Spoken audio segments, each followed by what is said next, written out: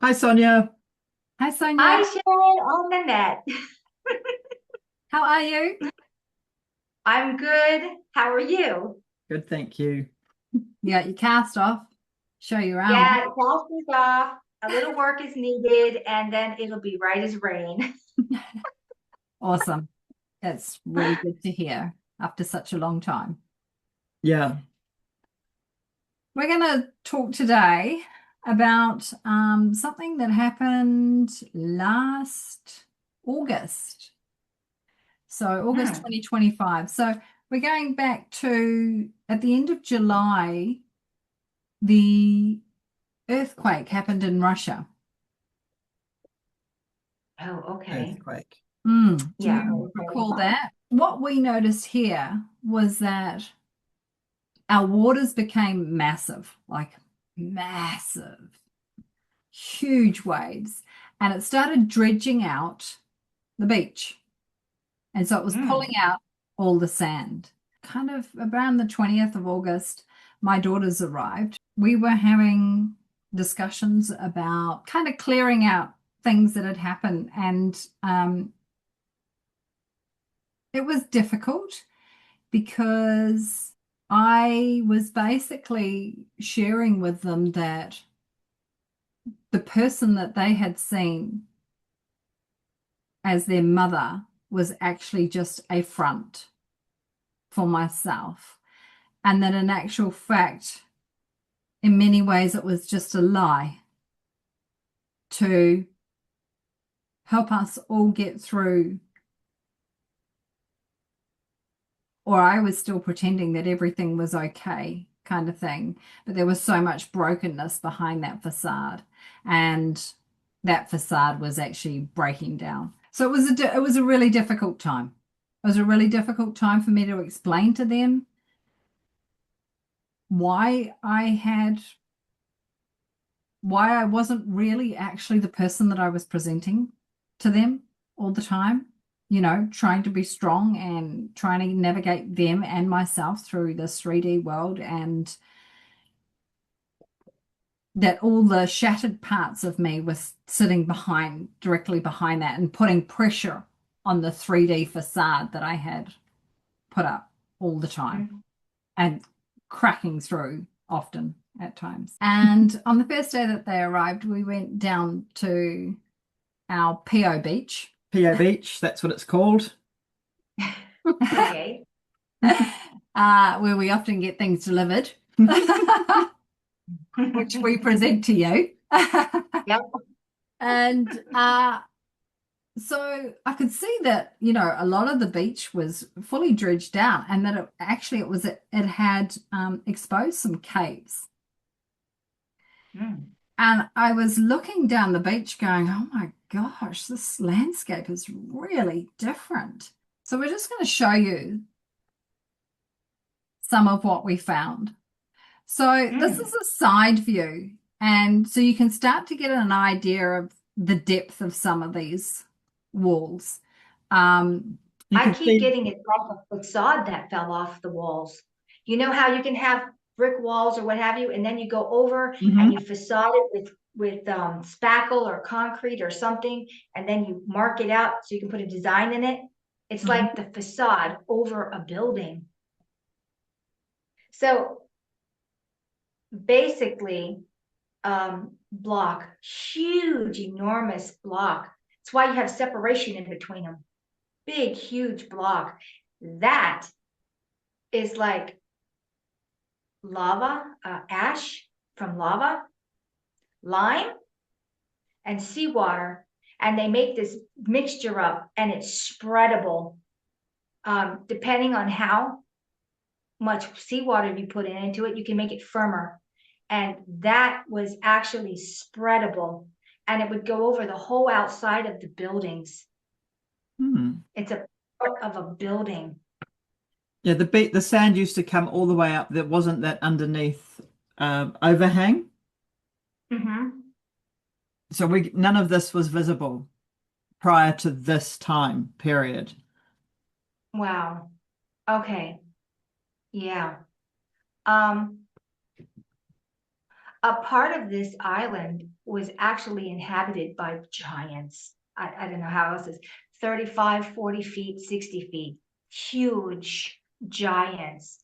And what I'm seeing is most of this land was not underwater. No, it would be like in the middle of a continent.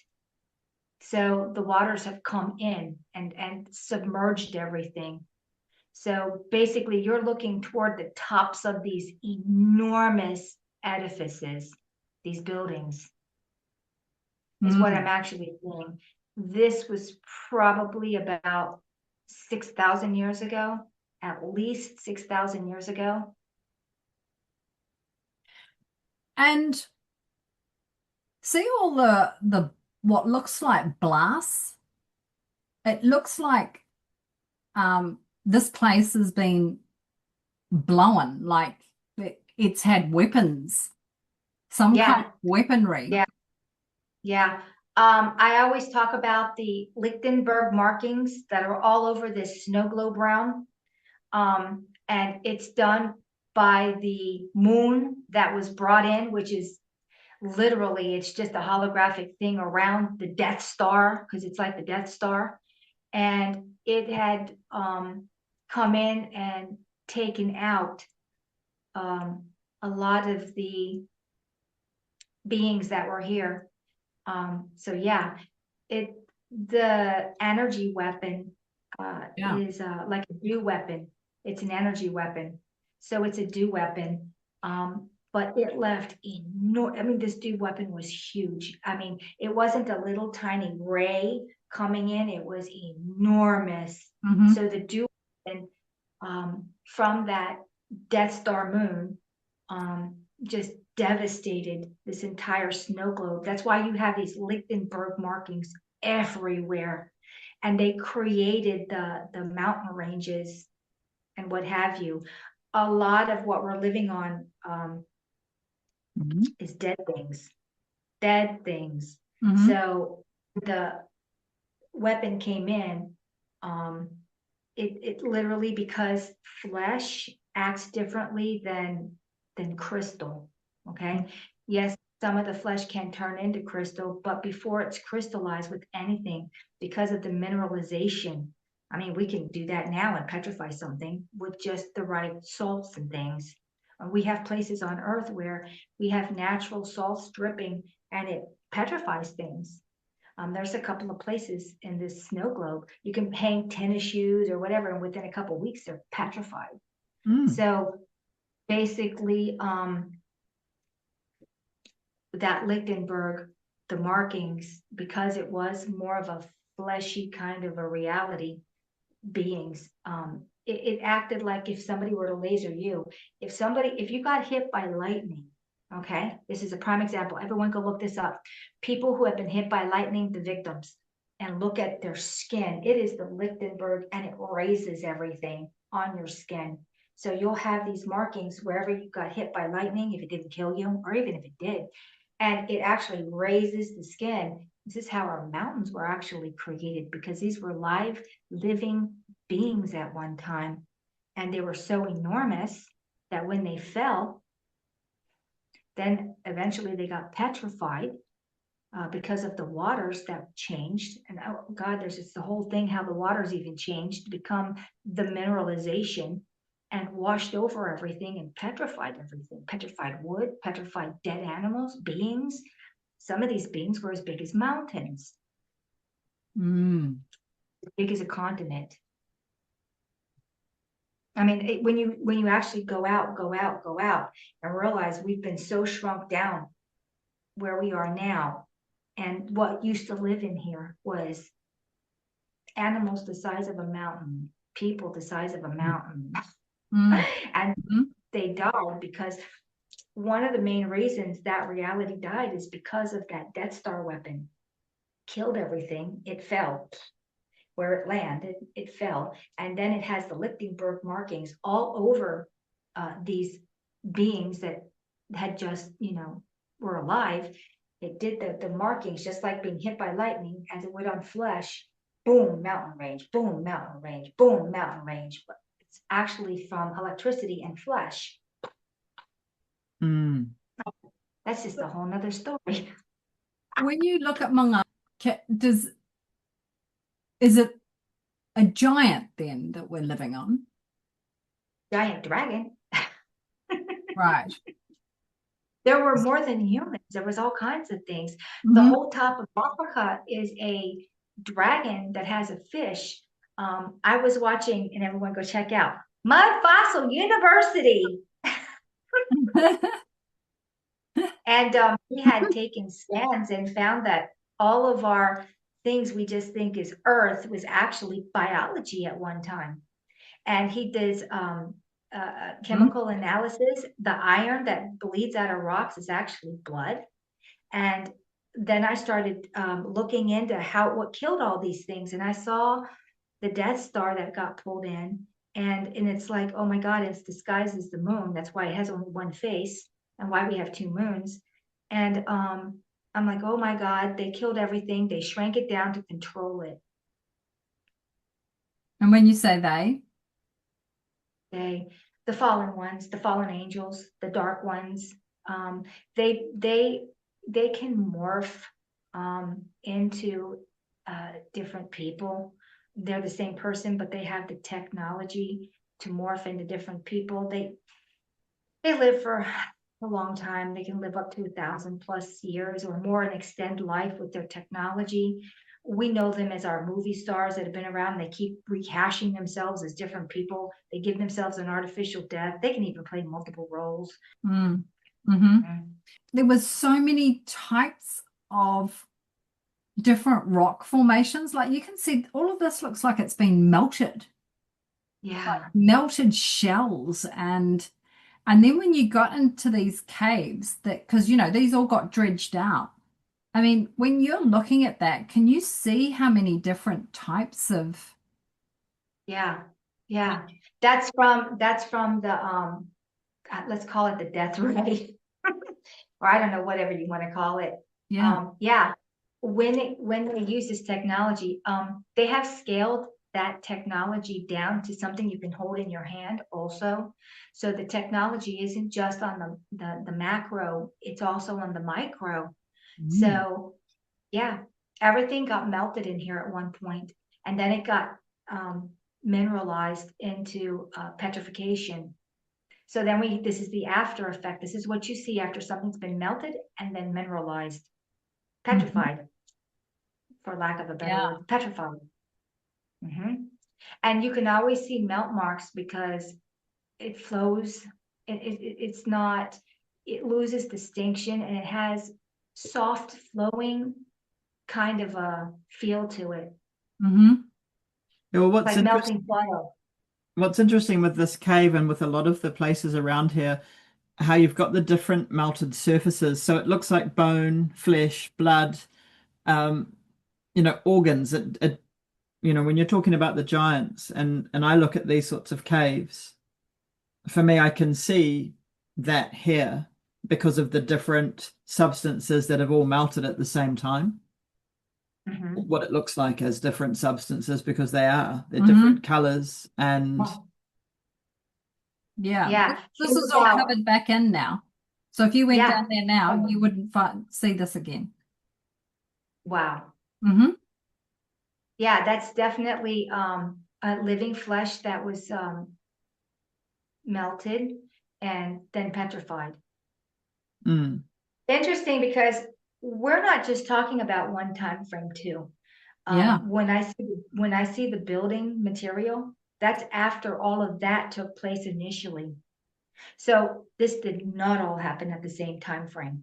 Yeah, exactly. And that's really interesting that you're picking up on that, because we were trying to discuss that today. When you see, we've still got more to show you.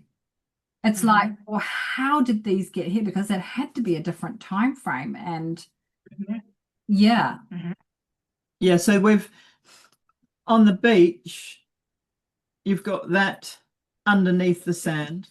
And then, so Sharon's down at the beach with her daughters.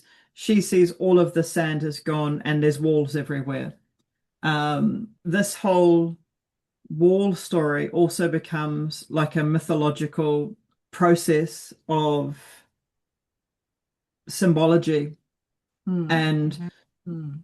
this whole, the walls, the daughters, the dredging of the sand, the moving of the land, the revealing of past, Death Star annihilation, and the crossing over of all of these threads in a narrative, which are multiple narratives, is what makes this particular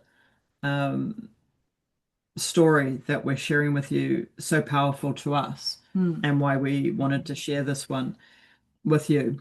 So on the day that Sharon's down there with her daughters, she sees that the sand's all been taken out and sees these walls everywhere. I don't see it. A few days has passed, and then Sharon's daughters are leaving. During this time, I'm feeding the pigs, and because usually Sharon will feed the pigs. So we have a beautiful baby boy pig who is Mama's big son, who's now grown up, and he's the size of a Mini Cooper, and he is absolutely beautiful. He dances when we sing, and he is the most beautiful being that we have ever met. And he, on the day that Sharon's daughters leave, that's the last time we see baby boy.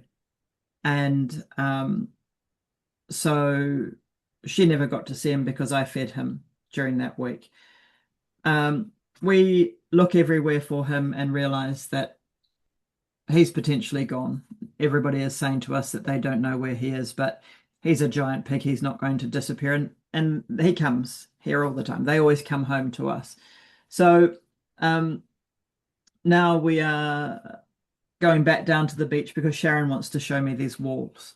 And, I've seen the beach, so I'm thinking, yeah, I know what you're talking about. But when we arrive down at the beach on this particular day, I am blown away because what we're about to show you is different than the melted walls. These look like walls that have washed in recently with Or the fallen out of the sky. Yeah. I don't know where they came from, these walls. with the Russian earthquake. It looks like these have appeared as well. So I'm going to show you a video for these. So you can see behind where the sand has been dredged out, and we showed you the big piece of wall there. But then when I turn and I look out into the ocean, and I actually said it, I said, show me other pieces in the ocean. And immediately my eye could see where there were pieces of wall in the ocean.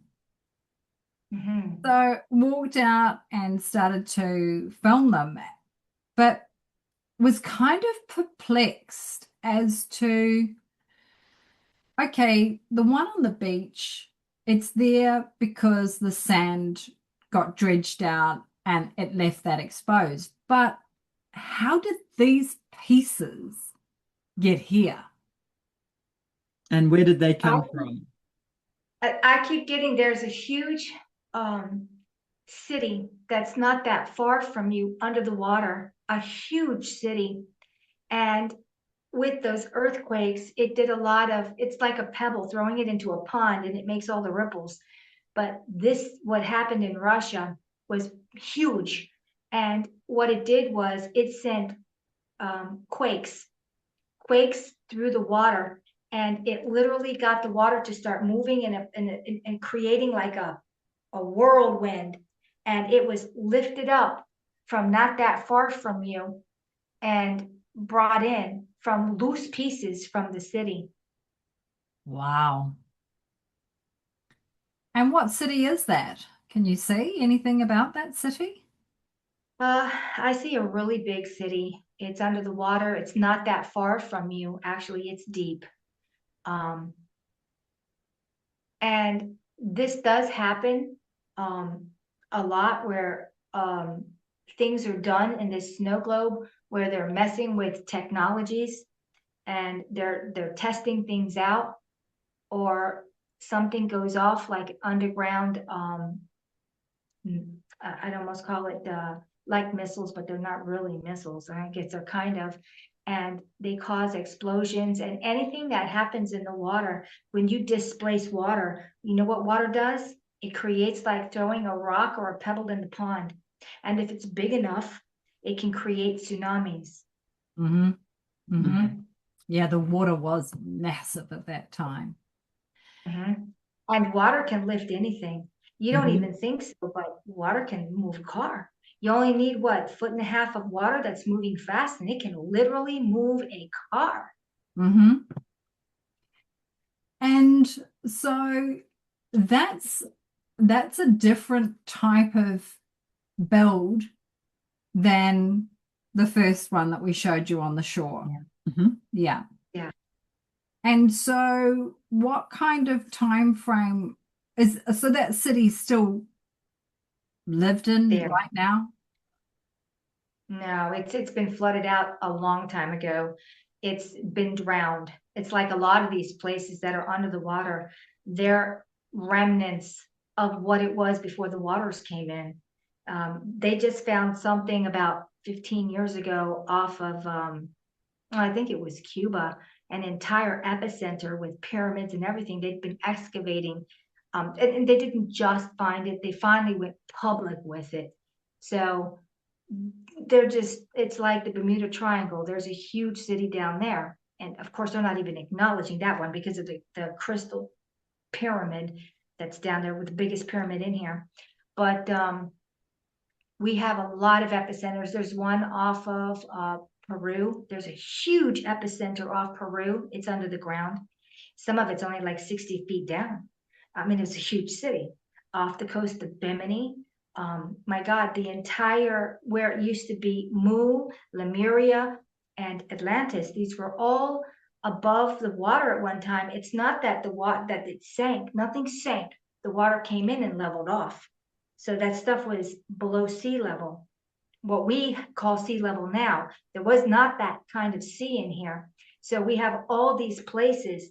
Think about the Hawaiian Islands all the way to Fiji to Easter Island. That was one massive continent, and all that's on there. And then think about Japan all the way to Australia. That was another huge, massive continent.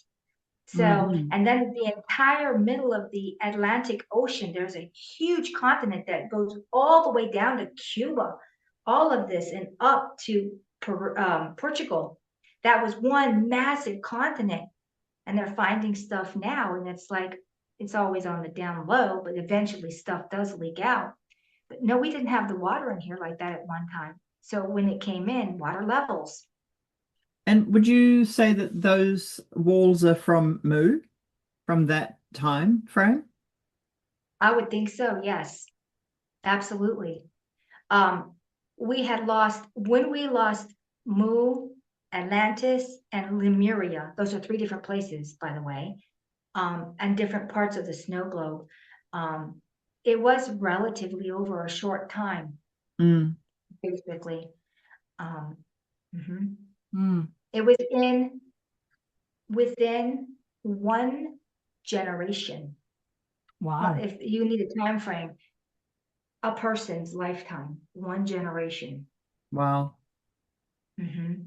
So, when we saw the walls, well, I was blown away because I didn't realize that they were going to be actually walls. And then when we went down, they were actually walls. And so I said to Sharon, let's come back and get some of these and take them home. It was another week before we made it back down there. And during this time, baby boy still had not come back. And we had started to realize that, okay, somebody's potentially taken him, and we were aware of this, but trying not to really think about it, because we had asked around and everybody said that they didn't know where he was. We were going back down to the beach because actually when we saw the ones that we just showed you, we had moved this one here out to go back and pick up, and it's a pretty big piece. So we couldn't carry it out that day. So this is in one of the caves that had actually dredged out enough that you could get inside the cave. And so Nanette found this piece and then started to haul it out because it's actually quite heavy. And this again looks like a different kind of wall. Oh, you don't think this looks like the ones in the sea? No, I think it's different. What can you see? It's a piece of interior wall. That's why. Right. Same time. Okay. There's different kind of how they structure their buildings are a little bit different. Inside walls are treated differently, and they're made a little bit differently, and outside perimeter walls are made differently. And then there's so you got the main block, then you have the interior, which is different. That's an interior piece. That's what I'm actually Right. seeing. Because you'd have the main, then they do interior, and then they do exterior. Think about building a house. It's not all the same material. It is, but it's not. It's treated differently. You have, let's say you have siding or you have brick, and then you have your walls, could be concrete or could be wood, and then you would have insulation, some kind or not. You could even use foam or whatever. And then on the inside, you'd have sheetrock. It's the same kind of scenario. Wow. So this is also coming from that from the Wow. city. Yes, absolutely. And Right. that is so cool. Yes. So that's a little piece. We go back down to get that big piece that we've just shown you the video of. And Sharon picks up this little piece of tent mesh mozzie net. And I'm like, you don't need to bring that because that's not going to pick up anything. It's not going to carry that rock that we found the other day. She's like, well, I'm going to take it anyway. And I'm like, okay, I've learned that when she's going to take something, she's going to take it. And that there's potentially a reason why she's going to take it. So we head back down, and there's still this massive surge going on. Massive. And, you know, by now, like I said, we know that baby boy's gone. And so we have this feeling of loss. And as we arrive at the beach, there's a bike at the top, and you have to climb down like probably 4 to 5 meters to get down to the beach. And as we're walking down, we see a man on the beach smacking something on the rocks. I immediately feel physically ill because I'm thinking, well, everything in me feels baby boy. And Sharon's like, I wonder what that is. And so she goes up to him and she says, is that an octopus? And he's like, no, it's pig's intestines. At which point we both kind of know. And so there's this really almost like dimensional density shift for us of the emotion. The waves that are smashing are probably about 4 to 5 meters high on the reef. Like they're coming in and just straight up. And the surge that's coming in to the beach is so big. So wow. Like massive. So the energy here as well, aside from what we're feeling, the energy is huge. And we run down the side. So we see what he's doing. We are having these feelings, but we've come to pick up this rock. And so we run down to the side, which kind of means we have to duck under this overhanging ledge. And because the water's coming so far in, it's quite dangerous at this point. So we run down, and I see the rock, and I'm wrapping my rope around it to pull it back. Something's floating in the ocean, and it's bobbing around. And Sharon's like, what do you think that is? And I'm like, don't look, because it's probably baby boy, and I don't want to see him. And she's like, well, I want to go see what it is. And so she walks out, and it's a giant pufferfish. Giant. Which is about 1 meter big. And so she uses her little net that she took down to wrap the pufferfish in. And so her and I are now I'm dragging a rock like Hercules along the beach and using the water to pull this rock over, and she's pulling the pufferfish. And when we get to the central part of the beach before we climb back up the stairs, she stops with the fish. The man with the pig's intestines stops and looks at her fish. Mm. And she says, have you seen one of these before? And he says, yes, but never that big. And he's scared. He is definitely apprehensive. She's not, however. She's touching it. She's carried it. She's got scratches all over her leg from dragging it through the water. And now she's carrying it up the 4-meter stairs to So heavy. to put on the back of our vehicle. And in the meantime, I'm standing there with this rock. On a rope. Rock on a rope. Which, yes, I have on a rope, which is also very interesting because baby boy was taken because we didn't have him on a rope. And this whole Passover of, so this is the rock from. It's so heavy. Wow. Oh my gosh. Oh. So it looks small in the video, Mm. but actually it's quite a big piece and it's quite heavy. So I'm dragging this and I'm sitting it on the edge of the water now. Sharon's gone up the stairs and the man with the pig's intestines is still smashing and cleaning this pig in the water. And I'm just standing there holding this rock with the rope around it. And I don't move. So I'm looking at the ocean and I'm feeling baby boy because also we've walked back through his fluids because the man is cleaning the innards of this pig. So we've walked back through that. We've dragged this back through it. And so we're covered with the insides of this pig. And I'm standing there feeling all of this. And then he stops what he's doing. He comes over, he picks the rock up and he carries it up to the top of the stairs. He doesn't say anything to me. And I'm walking along beside him carrying the rope while he's carrying it up. And then he lays it at the top of the stairs. And I thank him. And he turns around and walks back down without saying anything. The puffer fish had come in and been battered around on the reef. And we actually Googled it and it said that it's a delicacy. So we thought, okay, well, let's take it around the village and ask everybody if somebody wants to eat it, because what a waste. And nobody wanted to. And in the end, we ended up taking it back to another point, throwing it back over and giving it back to the ocean. He did come from this realm, but he came from really deep, deep water. And he did die of a natural death.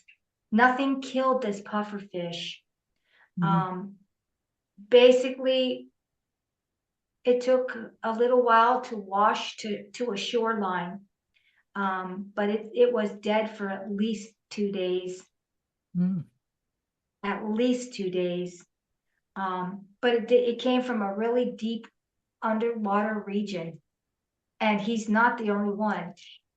I see more like him around the same size in that entire region of the ocean. I have noticed that every now and then, people find things on the shore and they're like, oh my God, the biggest squid ever. No, they're coming from that region that's really, really deep. Normally what happens is one of the reasons we don't get inundated by bodies that are really big is because other sea creatures will eat them. Sharks, opportunist fish. We then found out later on that night that the puffer fish is the most poisonous, I think the second most poisonous animal on the planet. Baby boy.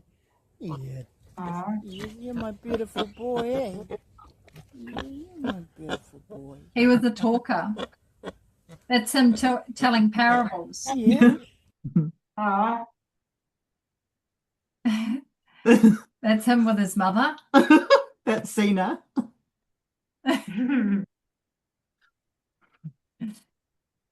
At their day spa. Aw. That was the last photo taken of him. Can you see what that entire movement was all about? It was a massive movement. The first thing that I'm going to talk about is the rope with the rock. That is symbolic as you can get. You're trying to pull something. You're putting something that's immovable on a rope, and you're taking all of your energy trying to move this rope on a rock. It's as hard to move the energy and the frequency on men as it is to move that rock on a rope, and you had to have water to help you. Okay? Which water is symbology all over again.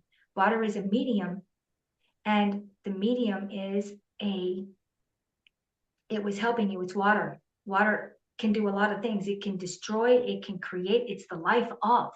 Mm-hmm. So when the man came up and saw you just sitting there with the rock on the rope, it's also showing you that you cannot change anything where you are. It's as immovable unless there's someone willing to make the change. And the man coming up and lifting that rock up for you up the stairs, which would have been a damn near impossible task for you. You'd have been there for all day trying to step by step by step. Shows you that unless you have someone who's willing to change on that island, the frequency on that island, it is an almost insurmountable job to do by yourself. You need participation. You cannot do it for another. That's what that lesson was. And maybe not a lesson, but showing you. Okay? And to not think about taking, because everyone on that island knows who your pigs are. They know. They know. They know. This also goes back to the man helping you. Why did he help you? Was it a bit of guilt? Internal, right and wrong. That compass. Are you doing right? Are you doing wrong? The pufferfish. That pufferfish didn't just show up on your beach right there out of all the places to land on any island from the deep sea. The poison that has spread on that island through physicality, through intentions of how they treat each other. And we know that there's incest, there's raping, there's control issues, there's a lot of things. It's been twisted. Your island is a representation of the entire snow globe, but you're pinpointing it down to an experience. That island is the representation. Everything that's happening on that island is an expression of what's happening outside of that island in the entire snow globe. Okay? The pufferfish came, the poison from the pufferfish. Yes, it's a delicacy. Basically, the metaphor is anyone who would have partaken of that pufferfish, if they wouldn't have cooked it correctly, if they didn't know how to prepare it, would have died. Choice. Choice. You offered a delicacy, which was actually a poison. All of them partaking of the pig, they all knew that was your pig. That was strictly for you and this reality. To see it unfolding the way it did. Choice, free will. They'll continue on their path until they decide to change within themselves. The change will never happen on the outside. It's an inside job. And from what we know today of what has happened to the rest of your pigs, no, they have not changed. And their fate will be sealed by them as they still dwell into the 7 deadly sins. And there's nothing you're going to do about it. You cannot change another. You can only open the door. They have to walk through.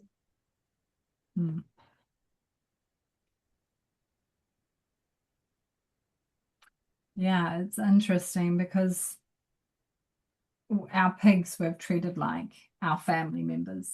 And, you know, we got tired of Mama being raped and producing, you know, 6 kids every 4 months. And it started with us running out into the yard with pots and pans and, you know, whenever we heard the boys around trying to get rid of them. And we put a lot of intention into it as well, putting it out into the ether to slow down the cycle. It's like it's sped up I mean, what animals go into heat this often and produce this many piglets that are then just going to be slaughtered for food and do that whole cycle over again? I mean, it is sick when you stand back and have a look at it. It is sick. It's like the cycle, and then you can see it in humans as well. It's like everything in here has been sped up, and it's like everything has been over fertilized. Pretty sure it's not rain falling out of the sky, it's human fertilizer. You know, everything has been sped up to the point where you can see menstrual cycles are happening way too early, you know. So we've actually flew a vet up to have our pigs fixed so that they would no longer be part of that cycle. And that was a really rare event. There was a vet here his friend has worked with pigs for over 20 years and said he's only fixed one female pig in that time because they are only breeders and then they're killed. Nobody fixes them. Nobody fixes a female pig. She's meant to have babies so they can be slaughtered. And Sharon had been trying to get a vet up here for over a year. And even when she rang on this occasion, the receptionist said, no. But the vet in the background heard and said, my friend's coming up and might be able to do that. So they flew up. We flew them up and we had all the pigs fixed. We had 3 females fixed, which has never been done. And when they first chimered pigs, they took a wild boar and human DNA and created the pig. And this is why the Jewish will not eat pig, because it's not kosher, because they already know this. Yeah. And once you realize that they got human in them, and that was why they're the smartest animals, smarter than a dolphin, smarter than anything. They are the smartest animals. And they were chimered to, it's a mockery. We're eating, it's a form of cannibalism. And we're taught, it's just a pig. We have pork chops and we have schnitzel and we have this and we have bacon. And yeah, it's the closest meat to human meat. Yeah. And the family of pig is sus. So Jesus is the pig. Yeah. So Xena is baby boy's mother. And Xena is the mother of all of these children and the one that we got fixed. Now, you looked into Xena a while ago, and I just think it's an interesting what you saw, and think it would be great for you to share that story about her. I'll refresh your memory. So Xena, we've had her for about 3 years, and suddenly she changed, and she was just driving us crazy. She was busting down the fences, and we were like, okay, we need to get rid of this pig. She's just gone nuts, because, you know, she's a big pig too. And when she wants to come in, she will eat everything. And it got to a point where it was us against her. And then we thought, well, let's ask Sonja. We can't just say, let's get rid of this pig if she's an energy being or whatever. You know, we have really struggled with having the pigs because it's a big responsibility and it's a lot of work. And we didn't want to kill the pigs because of this, that they are energy beings. So you looked into her and you were like, my God, she's glowing. And we're like, yeah, you know, glowing like a spoiled brat, actually. And you actually said that she was an African princess who had, do you recall this? I remember all of it. Basically, when she incarnated into this body, she was going to be coming here. When she was an African princess, she never wanted for anything. She got everything she wanted, and she needed to have a different kind of an experience. So she ended up coming into this pig body. When this African princess died, she was actually given a choice where you want to go next. There's something about her.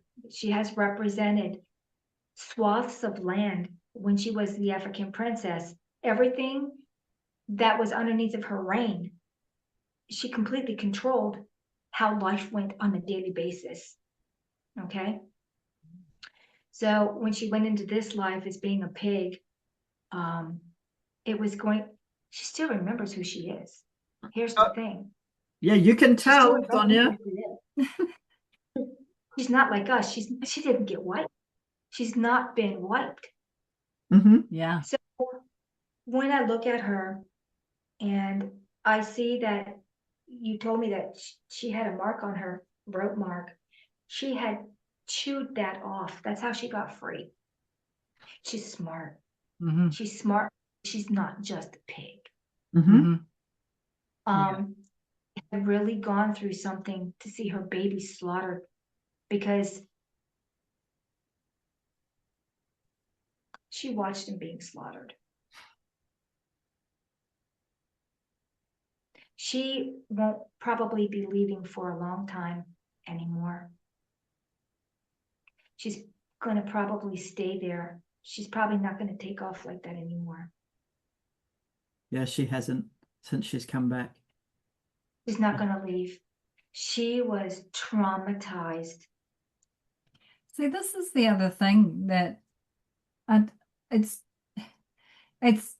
we're so far removed from packets of meat in a supermarket to the reality of what's actually going on. And, you know, like we've had this discussion with other people on the island, like, if you're going to kill the pigs in the pen so that every other pig is going to witness you doing that, what kind of energy do you think that's going to create? And then you're consuming that energy. Okay. Yeah. There's no symbiosis there. This is just, I'm breeding you for death. I have no honor to honor your own life cycle. Mm-hmm. Yeah. I've always said that if we had to kill our own food, the majority of us would not be able to do it. We just simply wouldn't. Mm-hmm. We wouldn't. There are people who can absolutely kill their food and justify it. I need that meat. I need it. Meat is only a secondary protein source. I bet you're never told that. Mm-hmm. Because their true protein is coming from what they're eating, and that's the vegetation world. Your highest protein is not meat. They've been lying to you. Mm-hmm. You think meat is the highest? No, it's not. Vegetation is the highest protein source, not meat. They have conned us all into thinking that we have to devour animals of all types. Because if you can do this to another species, then I can do this to you. Mm-hmm. There's the con. Yeah. Yeah. And they've made humanity believe. And I don't even, when I look back at the big picture, they've made humanity believe from the very beginning we were cavemen and we were hunting and killing animals, and we lived in animals and we followed animals everywhere to kill them. That is as far from the truth as there ever could be, and I can prove this. Only a couple centuries ago, we were inundated with wildlife by the millions of buffalo, millions of this, millions of that, yet there were millions and millions and millions of people.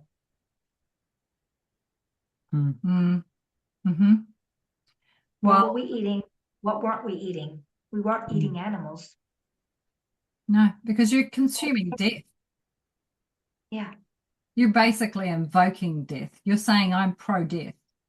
You're supposed to be eating live things. And I don't mean go and catch some octopus and eat them alive or eat fish alive. That's not what I think. That's not what I know. You need to be eating fruits, nuts, leafy greens. This is what we should be eating. Well, it's also really Wow. interesting because I know that our frequency is moving the way that it is because of all the animals around us, because we have this relationship with the animals around us. And that is one of the main reasons why. And that's why they've made this so that we're going to eat and kill them, because that's just going to take people's frequency down. And also the other thing is when we eat, everything that we eat, we soak. So our lentils and grains or anything and nuts, we soak to activate at least. In that process, we've taken a grain and then we've given it life. Because we've given it life, it then gives us life. It changes the whole relationship. And it's been incredible to have these animals as part of our lives and to receive the gift of teaching. They're our greatest teachers. Yeah. And everything that we've been doing. Yeah. And also the cycle of growing your own food and then consuming that food. It's like in that relationship, the food is actually creating the frequency that you need. It's like it could actually be anything. Yeah. But if you have relationship with it, the fruit that it produces is so vibrationally high specifically for you and what you need. Think about every fruit you open up and it's got a somatic pattern in there. Apple, watermelon, it doesn't matter. Mango, papaya. There is a somatic pattern in every fruit, which means you're eating that specific frequency. Nuts, beans. There is a somatic pattern in everything. Yeah. That also goes with, there are certain things, most things that you eat, it's for a certain part of your body. Cauliflower, brain. Broccoli, lungs. They resemble it. Walnut, brain. Yeah. Yeah. Thank you so much, Sonja, for today. Yeah. Thank you. Oh, you're welcome. And it's always a pleasure talking to both of you. Well, we will talk again soon. Okay. Glad for the freedom of your hand. Yes, I am too. Now we just got to work it out. Yeah. We'll talk again soon. Thank you so much. Thanks, Sonja. All right. Bye. Thanks. Bye.